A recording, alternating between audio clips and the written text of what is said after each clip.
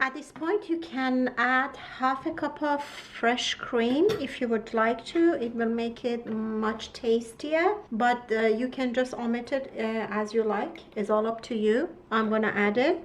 And whenever you need to serve this soup, you serve it with fresh lemon juice. It's going to be great.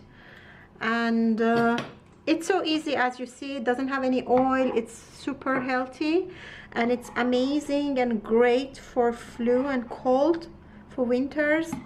I totally recommend it to make it. It's very easy and simple, and you're gonna enjoy it a lot.